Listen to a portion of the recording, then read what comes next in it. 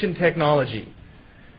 Many of the artifacts that have come out of modern archaeological excavations still don't have an answer to what their full purpose could have been. This is an interesting item known as the Antikythera mechanism. It was found by some sponge divers in 1908 off the coast of Antikythera. And what's so interesting about this mechanism is that it's basically a handheld planetarium. Now, this under radar showed that it had over between 38 and 70 different little cogs and wheels, more complicated than a modern-day Swiss watch, yet it's over 2,000 years old. They don't know how it was made or who could have created it, but they give theories that possibly someone like Archimedes or someone in the great Greek time period would have had the knowledge to build this type of device, yet they really don't know for sure.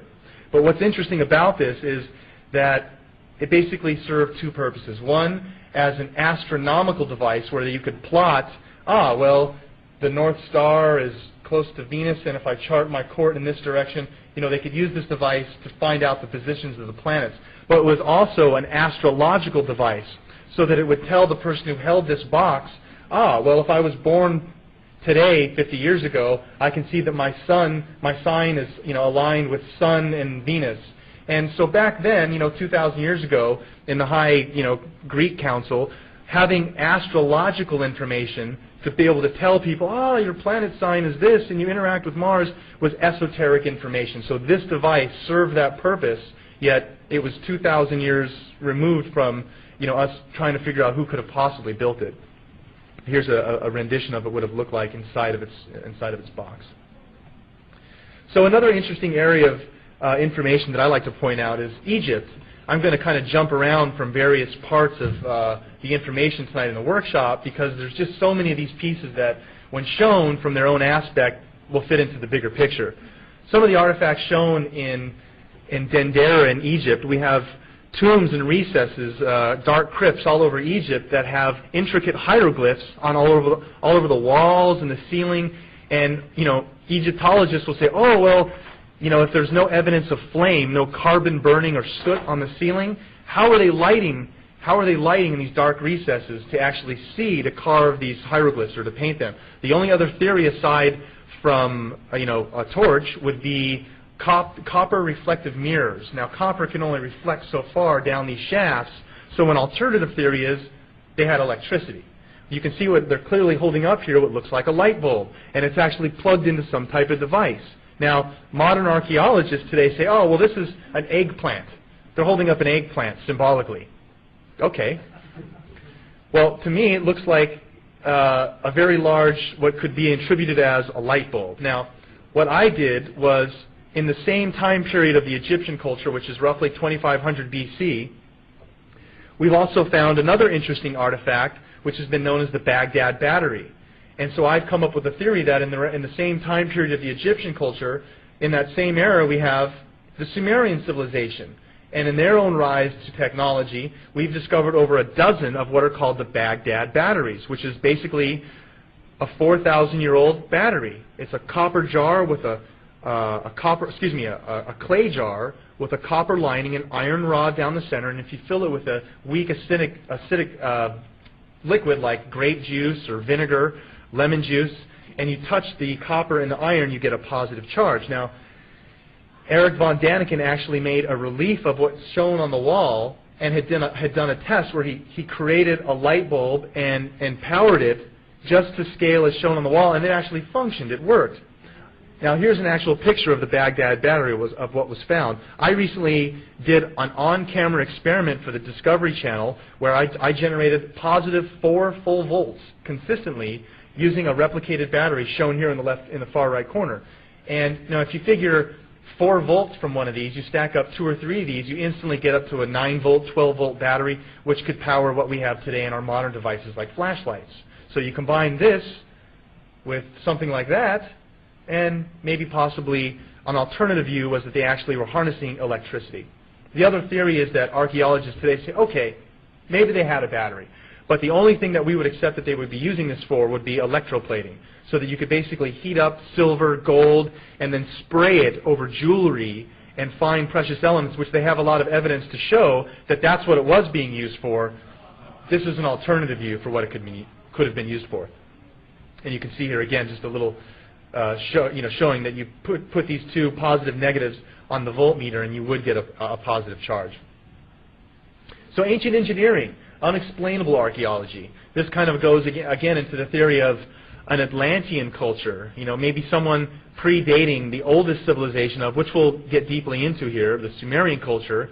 But there's evidence all over the earth of these megalithic monuments that are left to cultures that have then built on their civilizations on top of it. So in South America, for instance, Tiwanaku, Teotihuacan, we have many of these sites with megalithic monuments that we can't explain who built them. And if you were to ask the Mayans or the Incas or the Toltecs, who built these structures, they say, oh, well, these were built by Kukulkan or Quetzalcoatl, or the gods. They say that there was another great civilization that was here that predated them, yet what's the evidence to show that they existed? Where did they go?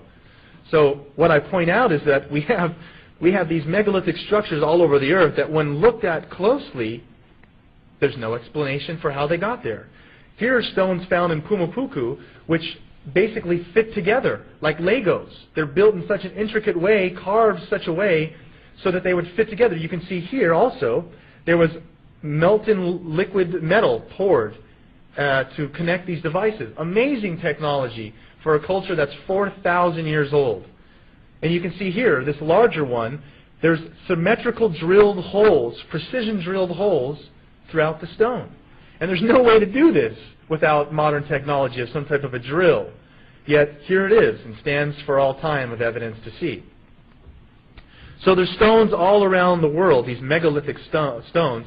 This is a great image because it's actually Ted. I believe this is the image of Ted here, who's filming somewhere back here on the left. And this is a trip that they took some people with Zechariah Sitchin. And this is a stone that's in Baalbek in Lebanon. Now what's so interesting about this is that we have stacked several miles from this quarry site, these stones that are trilithiton stones, huge stacked stones. Let me just stay on this image for a minute. And this is where the quarry site of where the stones were taken from, because here's one that was that broke and they left it at the quarry site. There's no way physically today for us to get into a rock that large, wedge in there, and somehow lift it out. These are like 100,000 tons. So there's just no way possible that through our own feats of technology today that we could even build something like this or the pyramids in Egypt. So that's why we go into the next thing here, is the pyramid connection. All around the world there are pyramidal structures on every continent, and there's really no explanation for how they were built or why they were built. You'll hear that possibly the Egyptians used this as ceremonial tombs for the pharaohs, yet the king's chamber and the queen's chamber and the Great Pyramid have no evidence of hieroglyphics. And you'd think that if it was a king or a queen being buried in a pyramid, the walls would be inscribed full of praise to the king or the pharaoh. That's not the case. So there's all types of alternative views that say maybe the pyramids have been used for some type of advanced energy harnessing system, some type of way to tap into an energy source. But we really don't have an answer for who really built the pyramids or what their purpose was. So, when we start to look around the world, specifically starting in South America, we have evidence of archaeological sites pointing to astronomical locations and set out in a way where it's been designed to point towards certain astronomical alignments. What's really interesting about the South American pyramids is that it's theorized that there's literally a pyramid for every planet in our known solar system, and that these actually are plotting the various planets that we have. Now, this isn't a widely known or accepted view, but the interesting thing is that these pyramids are known as the Pyramid of the Moon, the Pyramid of the Sun. They do have a correlation to an astronomical terminology. So it's an interesting layout when we look at the sophistication and the grandeur of something built by a culture that's, again, what we don't attribute to, Stone Age cultures or primitive technology, yet they have knowledge that's been displayed in a way where now with our sciences and understandings we can look at this and use radar and mapping, look at the telemetry and say, well, wait a minute, how could they have known that this is actually 1/10 of a degree off to the true north? So some of these pyramids, again, the Great Pyramid of the Sun, it's a very interesting coincidence that the base of the Pyramid of the Sun and the base of the Pyramid in Giza are very close in scale. And when you look through, again, some of these pyramids, you know, this is very comparable to the Egyptian size and mass, but there's really no explanation for what they were being used for other than other previous cultures of them come, you know, in South America, the Mayans, the Toltecs, Aztecs, and have come in and, you know, taken over these lands and these monuments for themselves, assuming that they were built by their ancestors. But when we start to get into some of these more interesting, well-known structures like the three Giza pyramids, there's a lot of unanswered questions, because if the pyramids were built by the Egyptians 2500 BC, roughly, you know, 4,500 years ago, then how is it possible that there's alignments taking place here that just can't be explained in that time period?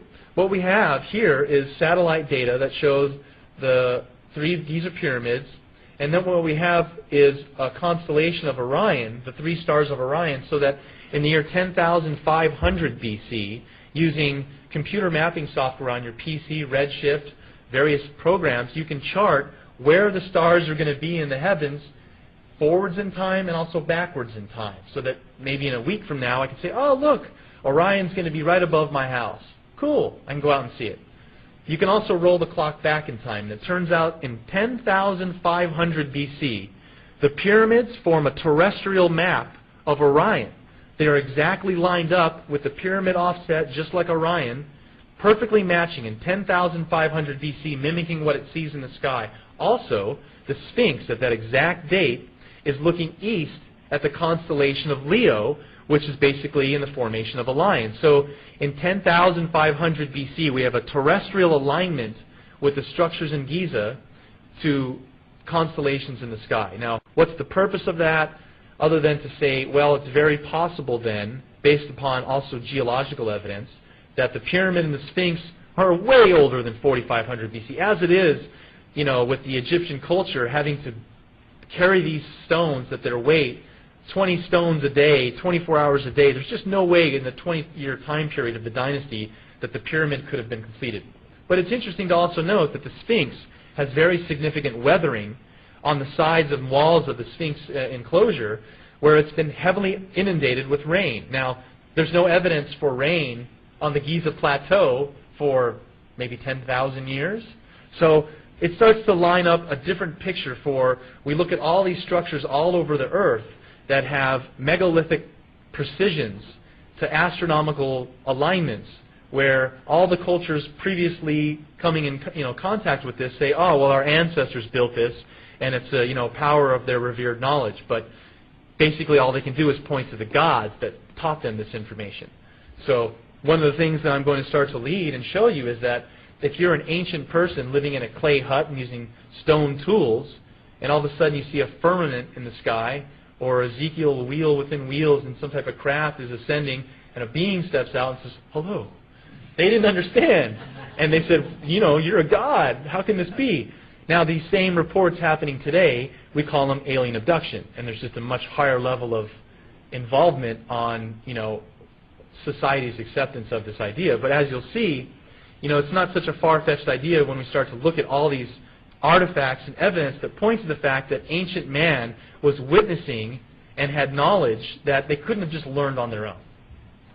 Here's an unfinished pyramid in Egypt, which is a very interesting undertaking. They saw that the sides of the pyramid started to slant in a direction where they couldn't support it, so they stopped building. So another interesting part of this, again, is the ancient astronomy. A lot of these megalithic sites are aligned to astronomical precision points.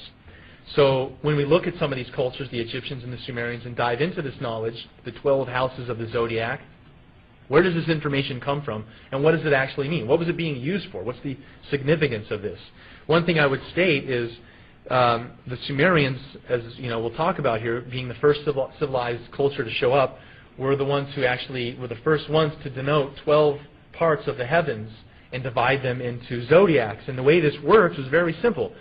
Just like you would hear, we're in the age of Aquarius or in the age of Pisces. The way that would work was simply that right at the time of heliochal rising, which is when you go out early in the morning and the sun is just about to pop up over the horizon, and it hasn't yet, and you can still see the stars against the backdrop of the sky. Well, what happens is when the sun starts to rise, if you can see, for instance, the constellation of Aquarius, whatever constellation the sun is rising in front of, you say, oh, we're in the age of Aquarius, we're in the age of Pisces. So it's a very interesting division of the heavens into 12 parts, but this knowledge is shown to have been held by high priests and courts from cultures, not just the Greeks and the Romans or the Egyptians, but it goes way all the way back into the Sumerians, as I'll show, having the first invention of this knowledge.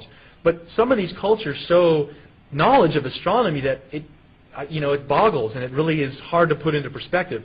The Egyptians, for instance, have not only a view of the 12 houses of the zodiac, or a divisional breakdown of the heavens, but they also took a much farther back view and had artifacts and replica elements that actually showed our position within the universe, where it wasn't just our solar system or our galaxy. It was a whole breakdown view, much larger out, which would show various other points in the universe.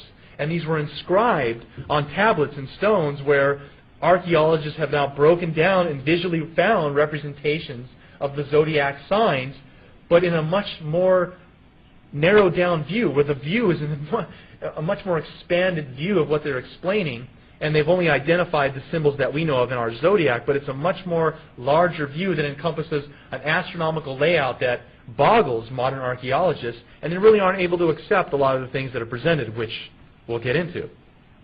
So these artifacts still on display, and again, the archaeological community will accept zodiacal symbols, but the large view of how they could have known the position in the universe or in our solar system really just kind of boggles modern science. So you can see various points of reference for these diagrams and the clarity of what they're showing. This is one zodiacal set, just like it would be changing in a calendar. So again, the division of the heavens into 12 parts, a very interesting number, 12. Why 12? Where does this information come from? And as we'll see, the number 12 is a very pivotal number of information stemming from the Sumerian culture. Now, this is a Sumerian tablet that's roughly 4,500 years old, and you can see that it has symbols representing like the scorpion, and you can see the turtle there and various other symbols that are known to be astronomical symbols. The turtle isn't one, but various astronomical data coming out of the Sumerian culture, where this was the earliest known sources of this information. So another interesting part of the tale for ancient technology coming out of these cultures, again, we have these megalithic monuments, astronomical alignments, and stories coming out from just about every culture on Earth of a time when man had interaction with their living gods. Just like in the Bible, we hear about there were once a time when there were giants upon the earth. So what we also have is all around the world we have depictions of flight, meaning artifacts, depictions, wall reliefs that show man depicting what he viewed as flight. Now, again, if you're living in a clay hut and using stone tools, anything flying in the sky was alive. It was a bird. They didn't even have hot air balloons. So when we have these depictions of flight, and more specifically people coming down with the power of flight, it starts to raise the question of, well, what were they trying to tell us? Were they looking at birdmen? No. Interestingly enough, though, archaeologists, when they first started doing excavations in Iraq in the late 1800s and early 1900s, the archaeologists see all these wall reliefs and descriptions of what the Sumerians called their gods, which was labeled Anunnaki. And the term Anunnaki just simply means those who from heaven come to earth. But the archaeologists didn't understand what the Anunnaki could have meant. They're pulling out tablets that show descriptions of the outer planets, the distance of the outer planets between, how far is the distance between these planets. We didn't discover Pluto until 1930. So in the early 1900s, archaeologists start finding all these relics of the Anunnaki. They labeled them birdmen and said, oh, well, this is the Sumerian legacy of their mythology, talking about how they inscribed their creation myth. And so here's the change of information that we take from scholars like myself and Zacharias Sitchin, Eric von Daniken, is that modern archaeology says every culture has a creation myth. it's a story told to young children about how we get here. Well, what if these stories are actually fact, based upon ancient man's references available at that time? Anything flying, alive in the skies wasn't something they could attribute with a technological reference. So they would give it as a spiritual reference to say, wings, power of flight. Just like the Egyptians and the sun god Ra, this is carried over. But the original view of this winged disc, which we'll talk about further as we go into this, but this description by the Sumerians of a winged disc was something that carried over into other cultures like the Egyptian culture and Akkadian cultures as this symbol for some type of divine intervention coming down and using this form of symbology. This is a Sumerian god known as Ishtar, or also Inanna, that came down, and there's actually a Sumerian tale of how Inanna liked to fly the skies of Earth, and one day she chose a Sumerian king, Gilgamesh, that she found attractive and wanted to take him up into her abode in the sky, and he said, "Thank you, but no thanks, because all the men that go up with you never come back and are turned up dead. So thanks, but no thanks." And this is an actual Sumerian tale that's talking about Ishtar. Very interesting things that come out of the Sumerian culture that we still use today. They have over 100 of the firsts attributed to what we use in a civilized culture: courts, laws, systems of judges, school education, medical science, astronomy, agriculture, writing, mathematics, and information about their living gods as to how they attributed all the information they gained. They said they learned from the Anunnaki. So looking at some of these other references for the power of flight, looking at the Egyptians and the Sumerians, we also have cultures around on other continents. Here's another thing found in a tomb. This was found in the tomb in Saqqara, Egypt, found to be dated around 200 BC. And the Cairo Museum basically labeled this a wooden bird model until someone that was doing excavations and was interested in artifacts that showed power of ancient technology or power of flight from various cultures said, "Hey, look, there's other artifacts that maybe show this could be a representation of an airplane." Because also we have in South America pre-Columbian civilizations that have these small models that are on display as insects, flying insects. Well, when we put it into a larger perspective, we could start to see that there might be a similarity being shown here of artifacts being displayed by ancient man, where maybe ancient man wasn't actually piloting these craft, but it's something they were seeing and were trying to replicate. Now, here's another fact that I would point out, is that we have something today's cultures call a cargo cult. So right after World War I, when American soldiers flew into remote areas like southern Africa and came across Aboriginal tribes, they land in their prop plane and get out and light up a cigarette and have a voice recorder and step up to the Aboriginal and they record his voice and play it back to him, and he's amazed. A voice recorder and lighters and flying machines. They thought they were gods. And so when the soldiers packed up their camp and left to come back here, the Aborigines made straw models of these planes and scraped away runways and started worshiping the plane in hopes that the gods would come back. So that same story is shown here by ancient cultures, where they must have been witnessing something by trying to replicate and explain, but with only the knowledge they had available at that time. No technological references, only spiritual or things in nature, by giving it wings to say it had the power of flight. So very interesting artifacts.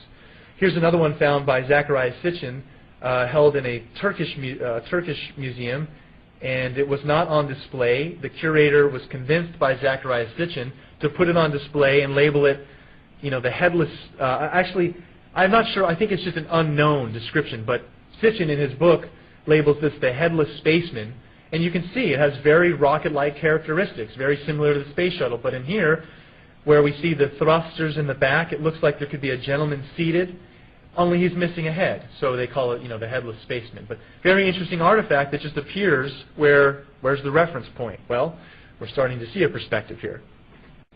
Another interesting artifact that just found some interesting relevance of rising up to something in the sky. No real significance other than I just thought it was an interesting artifact. some of these wall reliefs, it really starts to raise the question of, are these actually, is it God that they're witnessing, or is this possibly just their understanding of their lack of understanding for interpretation of what they were witnessing?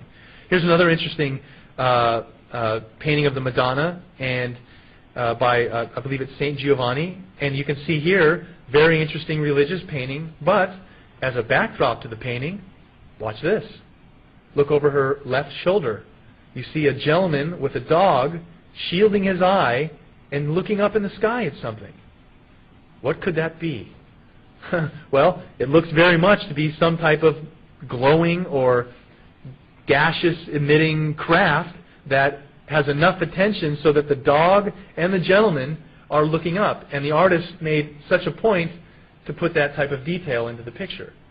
And a lot of these artifacts are shown throughout religious artwork and in Renaissance artwork that really hasn't been scrutinized or looked at from this angle of what was the artist trying to tell us. Very interesting.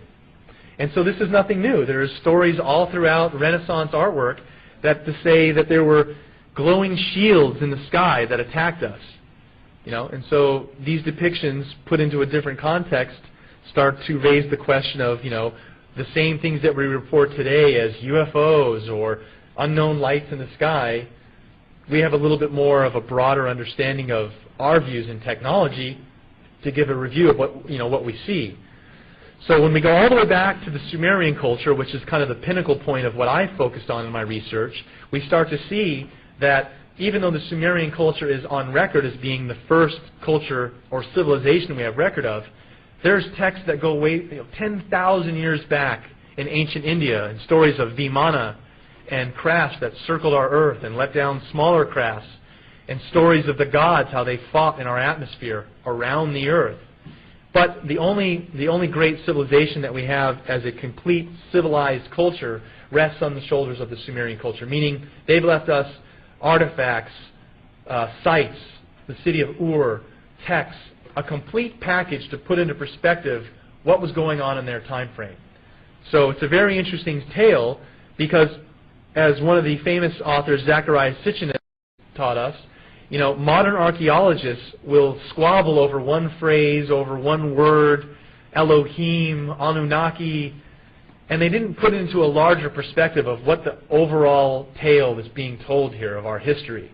So there's a lot of discrepancies for when we start to think about extraterrestrial intervention or theories not accepted by archaeology and mainstream science, because where is it? Show me the alien. Show me the UFO. Well, you just have to look a little closer and be open-minded to the fact that ancient man didn't understand technology. But put through the eyes of what we now understand as technology, were these actually gods that they were interacting with, or possibly just more advanced technologically and spiritual beings that came here and influenced us? I will say one other thing too is, the Anunnaki spoke about this, that they believe in a force greater than theirs, a life force. But a lot of people religiously, me being raised as a Christian, hard to grapple with the idea that there could be aliens or extraterrestrials possibly that had a hand in our creation. But that doesn't mean that they're the gods. It just means that they're the gods with the small g. Someone still had to create them. Where did the Anunnaki come from?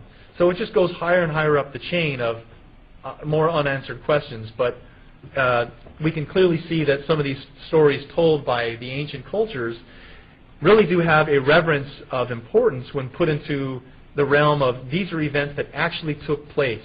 If Jesus, as a renowned spiritual being, was here, where did he come from? It's not enough for me to say he just came from heaven. I don't know where heaven is. So we find information put into a different perspective that gives us more details. The Sumerians have many tales that parallel biblical texts, and we'll discuss some of these. But for instance, the creation stories, how we got here. For instance, in the Bible there are 7 days of creation. It's a condensed story of how we got here. The Sumerians have 7 tablets called the Atrihasis, tale of creation. A much more lengthy description, exactly paralleling the modern day description in Genesis, but it's on a stone tablet, 4,000 years before any written language. So a lot of these artifacts that we show and see in Sumerian form start to lead us down a path of, okay, well, wait a minute, what does this really mean? The Sumerians had a very ingenious way of writing, too. They basically took an oversized screwdriver called a stylus and would twist it and turn it in wet clay, and then they would take this clay tablet, stick it in something called a kiln, a stove, and would fire it up, making it into stone, literally keying that phrase, writing in stone. What's interesting, though, is with our 26-letter alphabet, we think we're so proficient, and the Sumerian cuneiform alphabet consisted of over 400 characters. Right out of the Stone Age, the first written language, you can look this up, people, the first written language is cuneiform script, 400-character alphabet. Nice.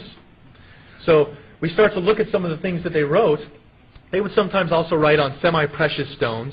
They had another form of written language. Let me just back up a couple slides to show you this thing here on the left. This is a cylinder seal. They had another form of written language where they would also reverse carve hieroglyphics or pictograms on what they call the cylinder seal, so they can then roll that over wet clay and leave a positive imprint, and they could easily disseminate information like an ancient printing press. So they had cylinder seals and tablets of information, and there are still thousands of tablets stored in the British Museum and in the Louvre that are not on public display, or haven't even been referenced by linguists that can study cuneiform script. There's only about 200 people in the world, Zachariah Sitchin being one of them, that can directly translate cuneiform script. So there are thousands of tablets still left in archives of information that, as we'll see, could hold miracle information, medical knowledge. Maybe there's some plant that we don't know about you eat and it cures cancer. I don't know. But as we'll see, the information they bequeath in other areas about their interaction with their gods, the astronomical data that they had, we can the astronomical data at least, we can verify what they were saying. So some of the tablets recorded astronomical events over hundreds of years. They would be able to tell you cycles of what they were seeing in the heavens over hundreds of years. For instance, this is one of the tablets that there were basically high priests and what were called scribes. So a scribe was someone who could read and write cuneiform. Very privileged honor. Not everyone could read and write cuneiform script. A priest would work with a scribe and would record sacred information. And whoever could read and write and know this would be able to tell you things like 50 years in advance on what specific day there would be a lunar eclipse. So that 50 years in advance they would know on this day there'll be an eclipse. And they recorded this information on tablets that we now have in our possession and can look at and say, wow, how did they know this? Well, another interesting feat is the mathematical system that they used. It's called sexagesimal. We basically call that 60, but what it really was the division of 6 and 10, two separate numbers to do very fine, intricate, and large-scale numbers of geometry so that you could break down and get very fine, intricate numbers. This is a plot that showed burial land being divided so that if I am a man and I have a certain amount of land and I have aunts and uncles and brothers and sisters, these were breakdowns mathematically based upon their wealth of how much land they would get. And you can see it was very complex in how they would break some of these systems and angles down. Now, the interesting thing about the Sumerian mathematical system is that we still use a lot of this today. The sexagesimal are based upon 6 and 10. There's all kinds of this breakdown of 60 that we still use today. Now, they also had another key number, which was 12. And we'll talk about this as we get into it, but they basically were the first ones to divide or to have 12 hours in a day, a double day and night, 12 hours in a day, 12 hours in a night, 12 inches in a foot, 12 in a dozen. The Sumerians were the first ones to say that we actually have not 9 planets in our solar system, but 12. They counted a solar system that was made up of 12 planets. And this is a key part of the Sumerian tale because it involves another planet which we have not located yet, which we've maybe heard about, called Planet X, or Nibiru by the ancient culture is what they called it, Nibiru, which simply means planet of the crossing. So in the very early times of the Sumerian culture, they have stone artifacts, and I might have one in here, that actually shows a glowing cross in the sky. Now this is 4,000 years before Christianity, yet they symbolize this planet where their gods came from as a glowing cross in the sky. How's that for some similarities with the Christian Jesus on the cross? So we start to look at this breakdown of 12 months in a year, 12 hours in a day, 12 in a dozen, 12 planets in our solar system, 12 disciples of Jesus, the 12 tribes of Israel, the 12 Greek Olympians. Well, the Sumerians' knowledge of 12 planets in our solar system and their gods coming from the 12th planet really start to tip the scale of 1 or 2 coincidences, okay, but 15 or 20, wait a minute. So Sumerian astronomy, they actually have tales and tablets that describe the distance between our planets and what they look like in space. Now, we didn't know what the planets looked like until we sent Galileo and Voyager in the late 70s, early 80s, and took color images of the outer planets. We were able to see Uranus is a bluish-green planet. It looks similar to Pluto. And so this information was recorded by the Sumerians. They actually have depictions for all of our planets. Here is a seal, I'm not really sure what it's telling us other than what it's showing is what you see here is a cross representing Nibiru, the planet Nibiru, and the 7 dots of Earth and our crescent moon. Now, they called our Earth the 7th planet. And I'm skipping ahead of the slide, but I'm going to go ahead and tell you, but we'll see it in a minute on the slide. They called our Earth the 7th planet. Now, you'd think third rock from the sun, that cool terminology. No, because if you're starting from outside of our solar system, Pluto, Uranus, Neptune, Saturn, Mars, Jupiter, I'm getting that wrong, Jupiter, Mars, Earth, as you come in, counting outward in, we are actually on the 7th planet. So that sacred number 7, 7 days in a week, very interesting terminology that describes us as being the 7th planet. And here you can see us depicting the 7 dots of Earth and our crescent moon, and Nibiru and its crescent moon.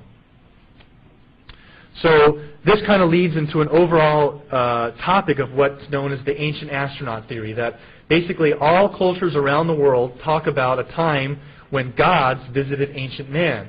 When we hear about descriptions of these, we hear things like chariots of fire or Ezekiel's wheel, a firmament within the heavens, a solid mass within the heavens is what they're saying. They didn't have any way to describe what they were saying, whereas today we would be like, it's a UFO. You know, we have a different terminology, but it's the same explanation being given. It's some type of conveyance of a craft being piloted by beings like us.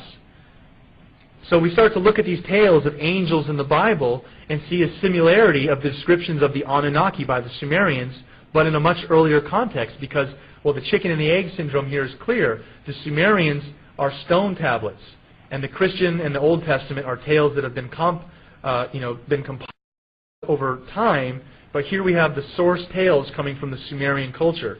So this kind of really started to sum up questions I had as a Christian for, where is heaven? I'm just told it's up there somewhere. Well, that doesn't make sense to me.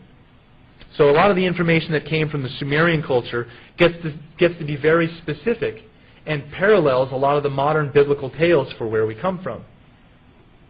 A lot of these depictions and wall reliefs I found to be very interesting. Here we have a depiction of an Anunnaki coming down to meet a Sumerian king, showing again some type of conveyance of the power of flight. I always make the joke that these are taxpayers holding up the platform so that this can actually take place.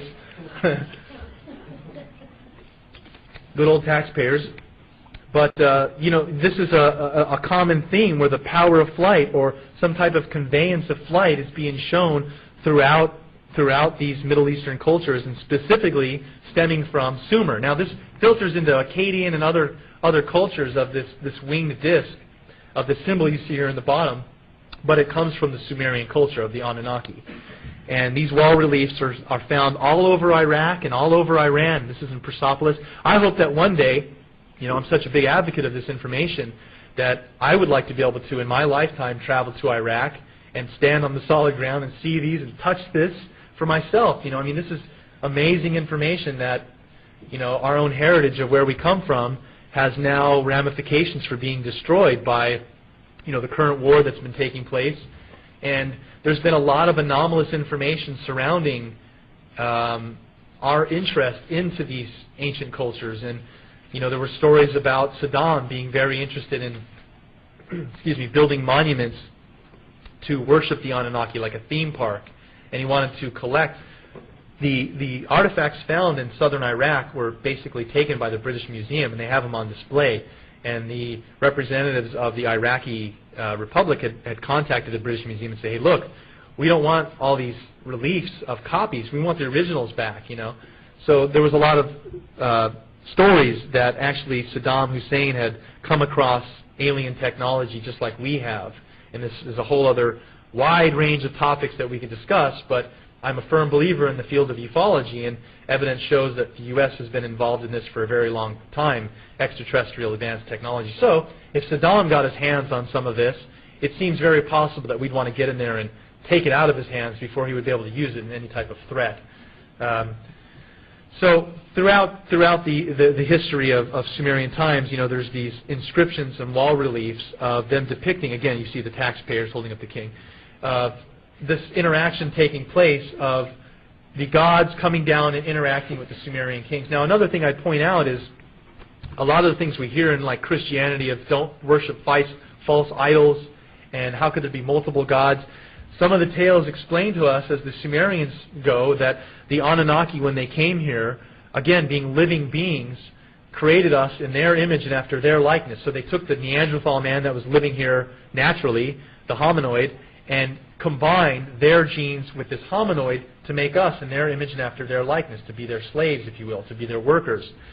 And this information, again, is really interesting when put into the context of when we read the Bible or some of these tales that, again, like 60% of North Americans believe in this type of information, of spirituality, that, what if this is factual information, that there was a time when we were interacting with beings that were basically not from Earth, and we haven't experienced that yet in our lifetime. But all these wall reliefs and depictions, which I focused on from the Sumerian culture, tell of a time when it was ample, they were here and they existed among us. But what happened was this was a very sacred passage of knowledge, just like you see in Mel Gibson's new movie, where there's a high priest standing on a Mayan temple, he's the man up top of the pyramid. Well, these high priests were getting information from the Anunnaki and were taking down sacred knowledge. And all of a sudden, for whatever reasons, the Anunnaki had wars against each other, put their people against each other, rivaling clans, and then left for whatever reasons. And so now these high priests are left in the position of, well, who do we worship? How do we go get our sacred information? And so it started to be that they would worship various depictions and wall reliefs of the various Anunnaki that come out of the Sumerian legacy of information that explain how you can see how they'd start to worship an idol of the god, where the priest would have no one to turn to because the god has left him with no other choice but to guide the people in the best way that he saw fit, which was, let's worship the statues, since it's the closest thing we have of them. But an interesting thing with what we see with the symbology here is, again, that they're depicting them with wings. Now, again, archaeologists said that these were birdmen, and they didn't understand what they were seeing. Well, I make the symbolic reference of saying they were just showing that they had the power of flight. Because if we look at today's modern symbolic references for the power of flight, here we have Apollo 11, the first astronaut landing, and it's an eagle. Houston, the eagle has landed. I think even, right, we have this clip. Houston, the eagle has landed. Now, 6,000 years from now, I don't think people are going to look at the Apollo 11 patch and say, what were we doing, landing birds on the moon? No. We're just symbolically showing, right, that we had the power of flight.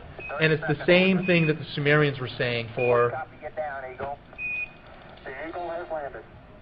We start to see the similarities. It makes sense that,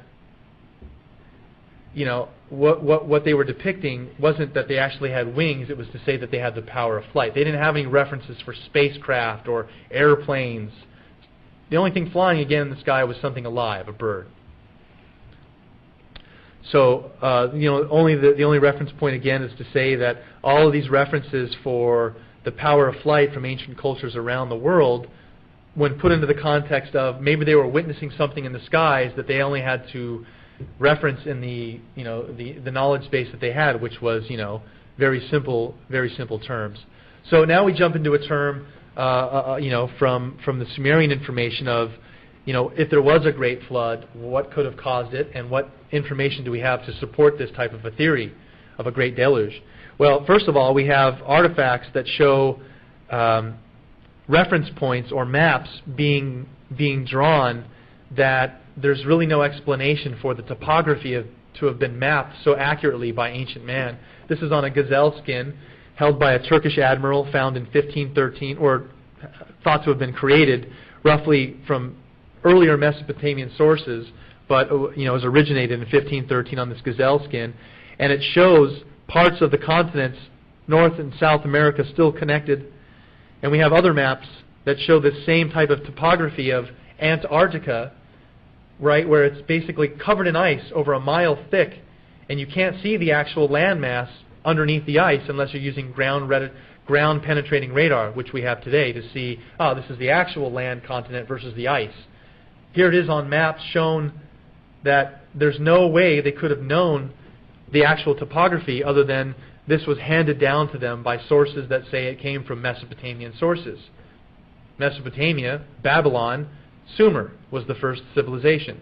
So these sources, again, come from Sumerian influences of knowledge of maps and layouts for the continents that there's just no way they could have mapped this or known this without the aid of technology. So one of my favorite artifacts to show people is in the British Museum. There is on display the flood tablet, and it tells in a very primitive form of Akkadian script, very close to cuneiform script, a tale of how an Anunnaki, a Sumerian god, chooses a man called Utnapishtim, a Sumerian man, to build a craft and to take aboard all living things that he could find in the area, plants, animals, his family.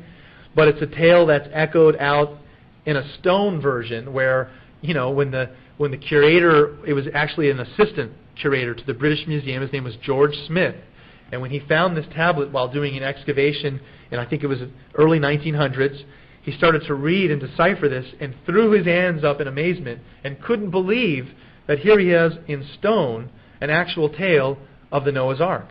But it's in a Sumerian derivative that's thousands of years before any known tale, possibly the original form.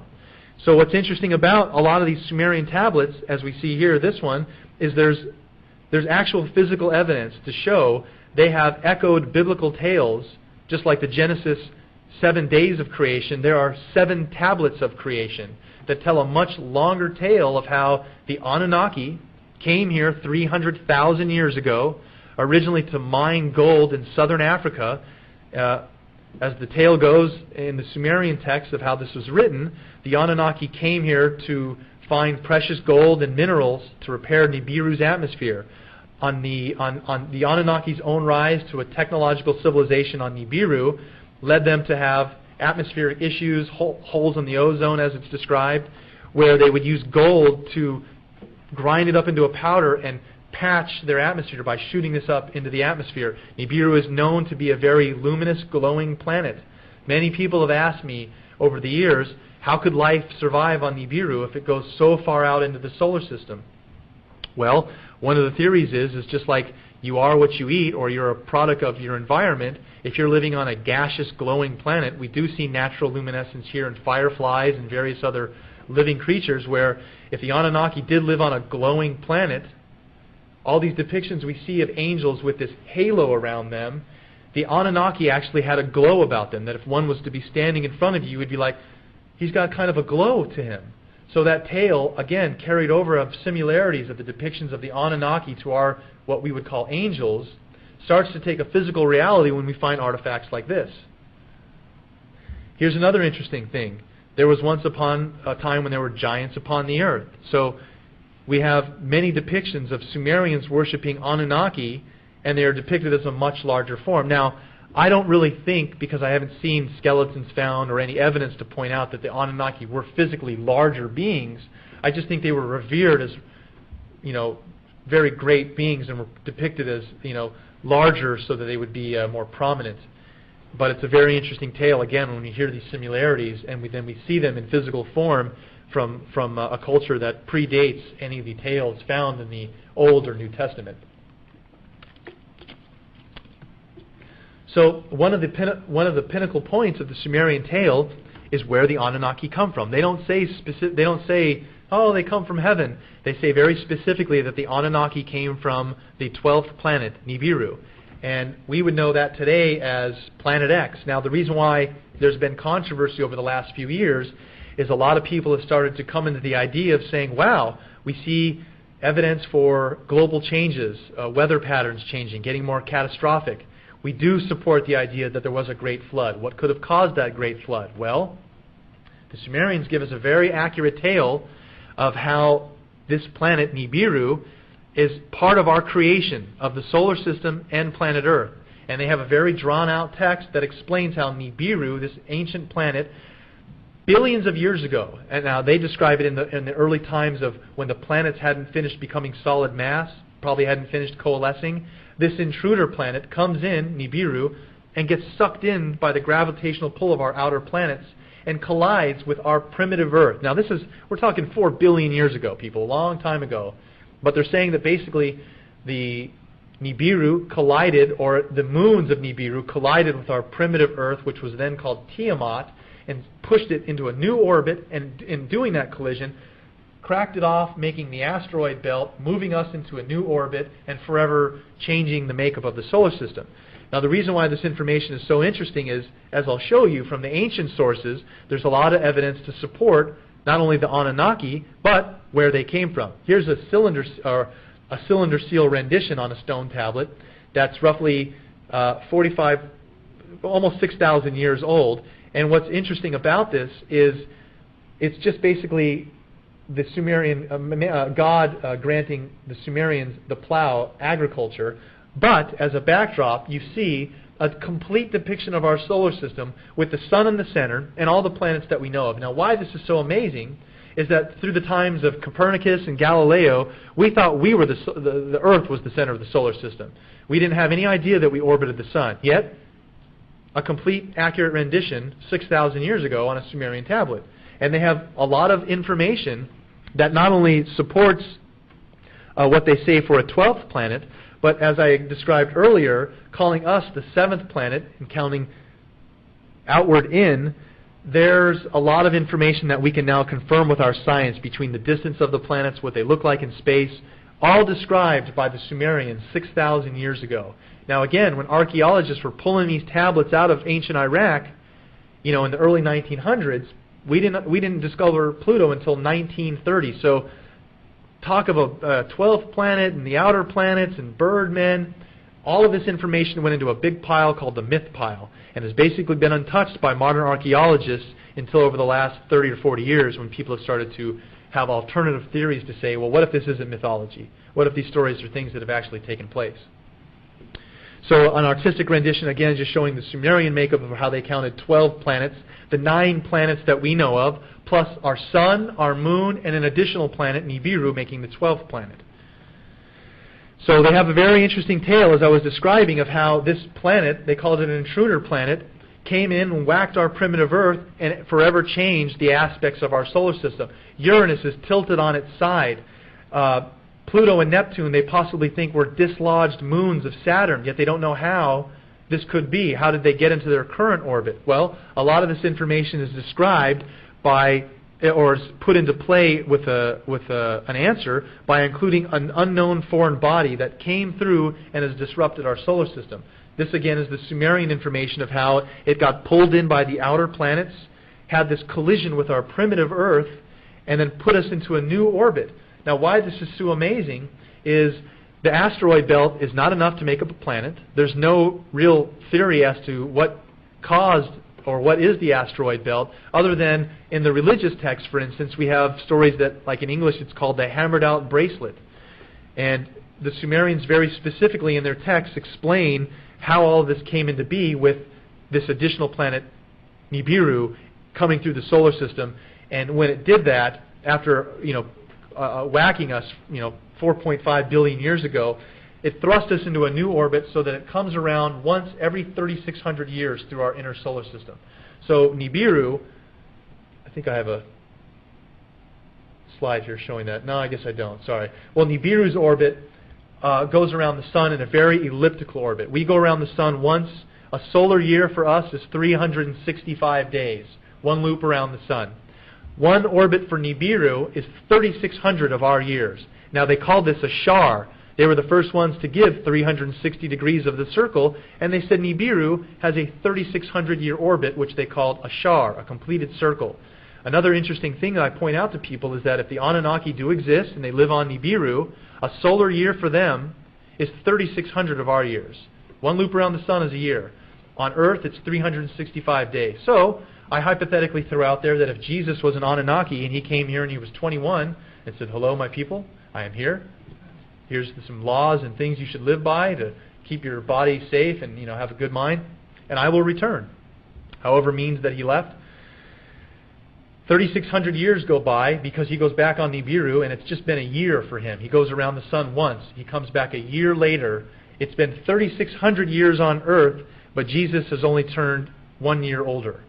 So there's a time difference of all these stories of angels and go to heaven and you live forever. We start to see a scale of scientific purpose to say we can prove that the farther out, just like the astronauts on the space shuttles, their watches start to slow down the further out that they go. It's very possible to say that being on another planet whose solar orbit is much more of a longevity than ours, you could have an increased lifespan. But the payoff for that would be, again, 1 year on Nibiru is 3,600 of our years. So you go on to Nibiru and you're like, woohoo, party for a year. And you come back and it's been 3,600 years on Earth.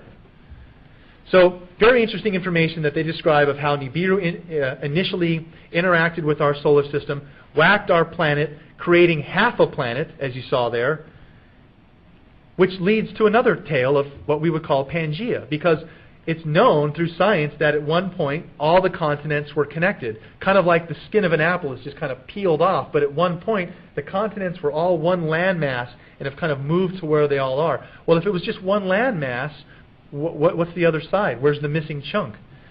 So it's very interesting to see that all planets spherically come into that form, but when put together like a puzzle, it really was just one chunk of land. And we can see how the Sumerian information describing how our Earth was whacked into half a planet, this theory starts to make sense. Water just siphons into a spherical form around our continents. So interesting information. And there's our good old half planet Earth. Yes, so here's the orbit of Nibiru, and you can see, again, all of the other planets' orbits. Nibiru has a much more elongated orbit, which makes it very hard for us to track and identify. Now, the information does take a tail into modern knowledge, where there was, in the early 80s, we had a spark where Zachariah Sitchin, this linguist who's been learning about the Sumerian culture and knowledge of Nibiru and the Anunnaki, went to the Naval Observatory in Washington and met with the lead scientist, Dr. Robert Harrington. This was in the early 80s. And they plotted orbital calculations for the Nibiru, which we see here, and all the information and diagrams that we have, and a modern planet X for what they would call an intruder planet that could have caused why Uranus is tilted on its side. What's causing the outer planets to be pulled in a certain direction? And they said it was a planet X. X meaning unknown, but also 10th, something beyond Pluto. So they started to do orbital calculations that showed that there's something out there pulling on the outer planets, but they don't know what it is. They don't see it. So there's got to be some large mass out there yet unidentified. Now, in modern times, we've had all types of information come out over the last few years, a resurgence of interest in the idea of a body beyond Pluto, a 10th planet. They've gone ahead and already wrapped it up. Hey, there's a 10th planet. We're done. No, you're not. There's been a lot of information that comes out of modern sources saying that this little chunk of ice, a Sedna, a Quoar, a Xena, has been found and is the 10th planet. The Sumerian depictions of Nibiru is a planet 4 to 8 times the size of Earth. Very large. Not a little 800 diameter chunk of ice floating beyond Pluto. So if Nibiru is ever to be found or seen, just like the Sumerians depicted it as a large glowing cross in the sky, it will be a very visual event that amateur and professional astronomers will not be able to turn away from. So what took place, again, in the early 80s is Dr. Harrington and Zachariah Sitchin compared their orbital models for the NASA 10th planet and the ancient Planet X. And very interestingly enough, this is nothing new, that we see all throughout the last decade new technologies being launched into space, new telescopes, the SIRTIF, Hubble, various imaging technologies that are allowing us to peer deeper and deeper into space and start to look for something called extrasolar planets, maybe even some that exist in our own solar system. And we have reports all throughout news, a new far-out peer is found, a 10th planet. This information has been coming out in modern science terms to collaborate that there is possibly something out there that we still have yet to find. Now, if we do find this planet, it's very interesting that we could have ancestors that live on that planet. So utilizing the latest technology that we have to search and peer through the veil of space, I actually met with the lead astronomer for the SERTIF project, and her name's Dr. Michelle Fowler, and I asked her point blank, is there any possibility that the SERTIF would be able to see something like a planet X in our own solar system, a planet 4 to 8 times the size of Earth? She said, yes, and it is possible that something like that does exist on a very elliptical retrograde orbit, but we haven't seen it yet. Now, this type of telescope would be able to image that, but it has to be focused in a very specific area. You can't just flip it on and, oh, there it is up there. So there's a lot of technology that is aiding us now to start to look into the heavens and find things that we didn't know existed. As an example, what you're seeing here is in the top right corner, the visual light spectrum, but then you can see the different light modes that we get out of SERTIF by using advanced infrared astronomy that can basically, SERTIF is a telescope out in space that is kept below sub-zero temperatures. It's a super-cooled telescope, and it basically is able to penetrate the veil of coldness in space where there's these massive dust layers that they weren't able to see through. Well, the SERTIF can tune itself to the temperature of these, this dust and see right through it and give us crystal clear clarity of, for instance, galaxies where all those little dots you see are suns. Those are all suns that you see active that could have planets around them. So the SERTIF gives us details and information that is very interesting information. But it also starts to lead conjecture to new theories which the Sumerians have been saying all along. Here's something that's been recently prognosticated for how our moon got here. They call it the Orpheus theory. An intruder planet whacks our primitive Earth, and the debris coalesces to form our moon. Wow, that sounds oddly similar to the Sumerian descriptions of Nibiru coming in and whacking our primitive Earth and creating the asteroid belt. And here we have it called the Orpheus theory, and you can look that up. So one of the little things I like to point out on a mathematical level is we see here the distance between the planets of their orbits. Well, from Mars and Jupiter, where the asteroid belt is, there's clearly enough room for another large planet to have a free orbit within that area. And a lot of people would speculate, well, is Nibiru, every time it passes through the inner part of the solar system, is it going to cause great havoc? And I think I left this out earlier in saying that this is one of the reasons the Sumerians said they had a great flood, is when Nibiru came through the inner part of the solar system, it caused gravitational effects here on Earth that cracked off parts of the ice sheet in Antarctica and raised the water level significantly. So that's what caused the Great Flood. By the Sumerian descriptions, is this intruder planet has gravitational effects on the solar system, specifically Earth, as it comes through. So people have postulated, well, when's the next time it's going to come through? Is it going to have catastrophic effects as it has in the past? So I show a simple math here that says roughly 4.7 billion years ago was when this interaction took place from the creation of our solar system and Nibiru coming in. And Nibiru having a 3,600-year orbit, meaning it goes around the sun every 3,600 years. So if we divide 3,600 years by the time it initially entered our solar system, you're looking at over 1 million times it's made that orbit.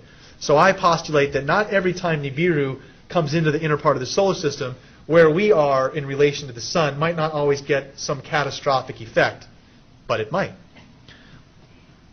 So another interesting point from the Anunnaki is they have depictions and stories of what they called Igigi, which were helpers of the Anunnaki that assisted them in medical and also flying their craft.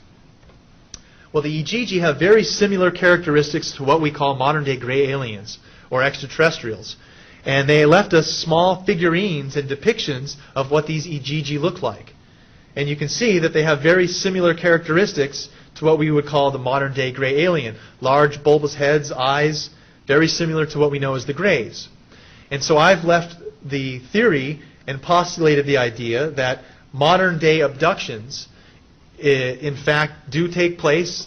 With anyone looking into this research from Bud Hopkins and Jacobs and just many other lines of looking into this theory that people have been, for lack of a better word, abducted and then analyzed medically, reproductively by these type of beings. Why? For what purpose? Well, I theorize it's very possible if the Anunnaki did create us genetically, they could also be working with another genetic manipulation or another race that's here for their purpose of conveying to the Anunnaki this information. What's going on with us, medically, genetically, socially. So it's just, if the Anunnaki are on this planet very far away, it's possible they could have, mitigators that are here kind of helping with their grand experiment. That's just a theory I threw out there, but when we look at these artifacts that come from the Sumerians, there is a large similarity in the descriptions of what they give for the Igigi to the modern-day gray aliens, basically performing their tasks of doing a medical checkup on us. So very interesting information. So another point to start kind of wrapping it up for tonight is one of the things that initially really sparked my interest. I'm 33 next week, actually. And what initially sparked my interest as a college student is someone had tangentially mentioned that there were artificial structures on Mars, a face and pyramids. And as a college layman, not having any knowledge of UFOs or extraterrestrial archaeology, I was very skeptical to this information and decided to do my own independent analysis and found that while I was attending college in San Diego, there was an organization called Malin Space Science Systems who controls several of the orbiters we still have, the Themis, Odyssey, Mars. This isn't a widely known or accepted view, but the interesting thing is that these pyramids are known as the Pyramid of the Moon, the Pyramid of the Sun. They do have a correlation to an astronomical terminology. So it's an interesting layout when we look at the sophistication and the grandeur of something built by a culture that's, again, what we don't attribute to, Stone Age cultures or primitive technology, yet they have knowledge that's been displayed in a way where now with our sciences and understandings we can look at this and use radar and mapping, look at the telemetry and say, well, wait a minute. How could they have known that this is actually 1/10 of a degree off to the true north? So some of these pyramids, again, the Great Pyramid of the Sun, it's a very interesting coincidence that the base of the Pyramid of the Sun and the base of the Pyramid in Giza are very close in scale.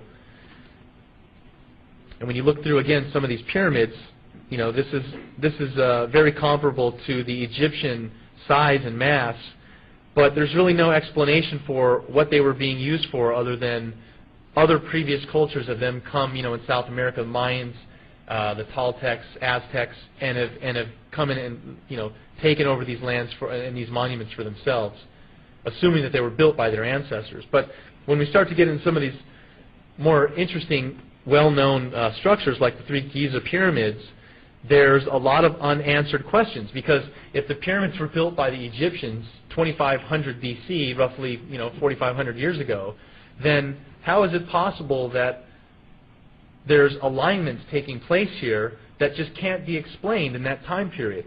What we have here is satellite data that shows the 3 Giza pyramids, and then what we have is a constellation of Orion, the 3 stars of Orion, so that in the year 10,500 BC, using computer mapping software on your PC, Redshift, various programs, you can chart where the stars are going to be in the heavens forwards in time and also backwards in time, so that maybe in a week from now I can say, oh, look, Orion's going to be right above my house.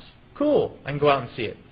You can also roll the clock back in time. And it turns out in 10,500 BC, the pyramids form a terrestrial map of Orion, megalithic stones. This is a great image because it's actually Ted. I believe this is the image of Ted here, who's filming somewhere back here on the left. And this is a trip that they took some people with Zechariah Sitchin.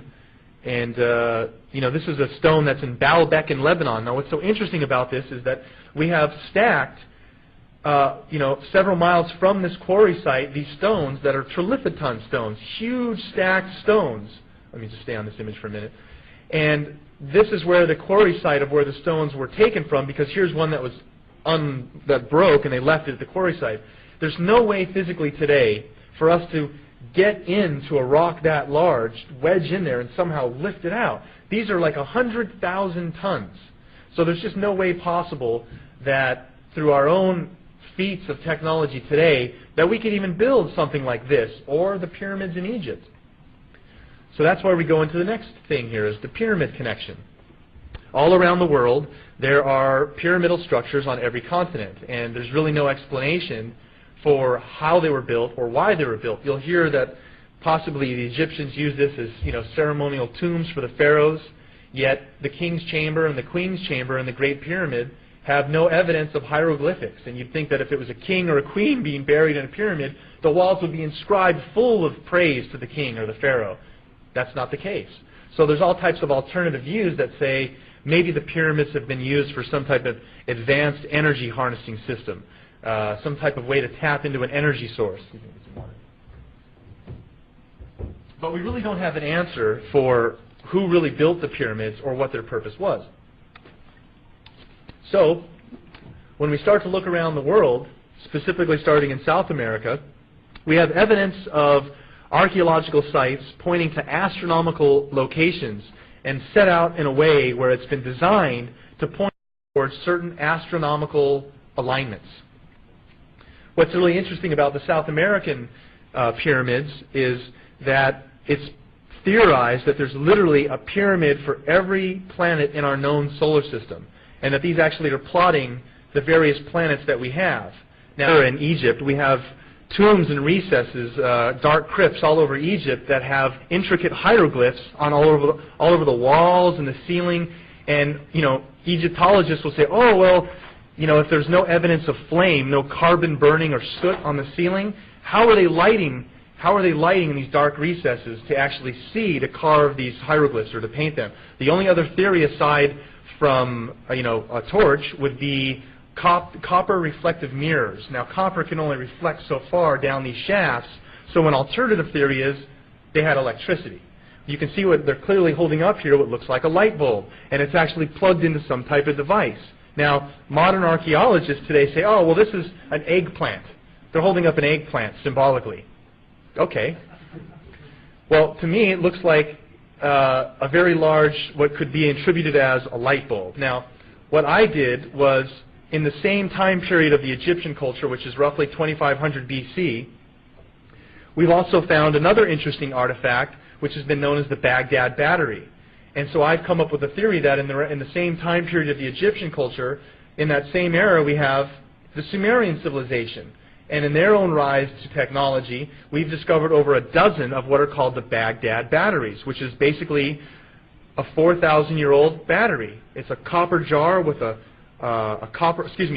clay jar with a copper lining and iron rod down the center. And if you fill it with a weak acidic liquid like grape juice or vinegar, lemon juice, and you touch the copper and the iron, you get a positive charge. Now, Eric von Daniken actually made a relief of what's shown on the wall and had done a test where he created a light bulb and powered it just to scale as shown on the wall, and it actually functioned. It worked.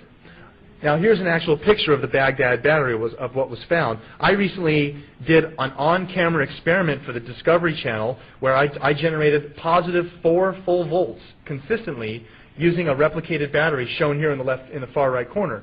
And if you figure 4 volts from one of these, you stack up 2 or 3 of these, you instantly get up to a 9-volt, 12-volt battery, which could power what we have today in our modern devices like flashlights. So you combine this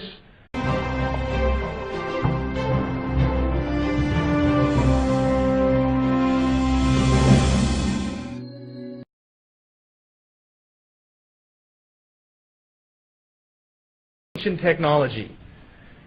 Many of the artifacts that have come out of modern archaeological excavations still don't have an answer to what their full purpose could have been. This is an interesting item known as the Antikythera mechanism. It was found by some sponge divers in 1908 off the coast of Antikythera. And what's so interesting about this mechanism is that it's basically a handheld planetarium. Now, this under radar showed that it had over between 38 and 70 different little cogs and wheels, more complicated than a modern-day Swiss watch, yet it's over 2,000 years old. They don't know how it was made or who could have created it, but they give theories that possibly someone like Archimedes or someone in the great Greek time period would have had the knowledge to build this type of device, yet they really don't know for sure. But what's interesting about this is that it basically served 2 purposes. One, as an astronomical device where you could plot, the North Star is close to Venus, and if I chart my court in this direction, they could use this device to find out the positions of the planets. But it was also an astrological device, so that it would tell the person who held this box well, if I was born today, 50 years ago, I can see that my sign is, aligned with Sun and Venus. And so back then, 2,000 years ago, in the high, Greek council, having astrological information to be able to tell people, your planet sign is this, and you interact with Mars, was esoteric information. So this device served that purpose, yet it was 2,000 years removed from, us trying to figure out who could have possibly built it. Here's a rendition of it would have looked like inside of its box.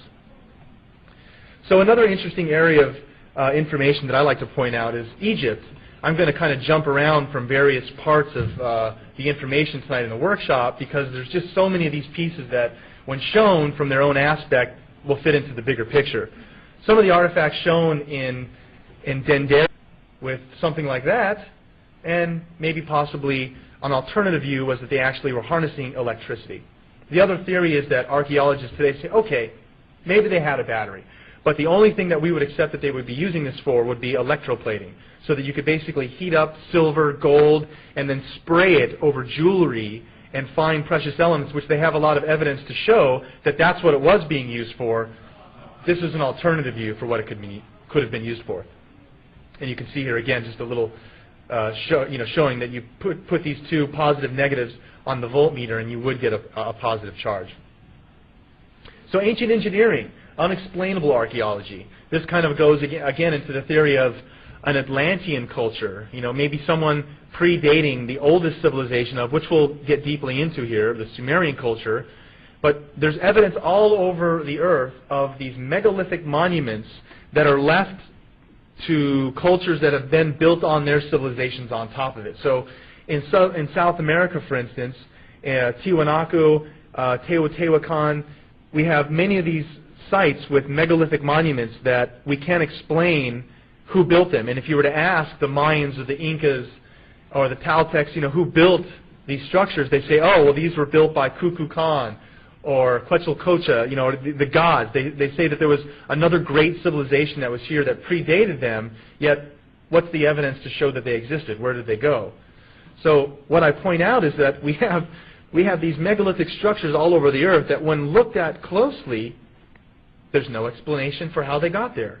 Here are stones found in Pumapuku, which basically fit together like Legos. They're built in such an intricate way, carved such a way, so that they would fit together. You can see here also, there was molten liquid metal poured to connect these devices. Amazing technology for a culture that's 4,000 years old. And you can see here, this larger one, there's symmetrical drilled holes, precision drilled holes throughout the stone. And there's no way to do this without modern technology of some type of a drill. Yet here it is, and stands for all time of evidence to see. So there's stones all around the world, these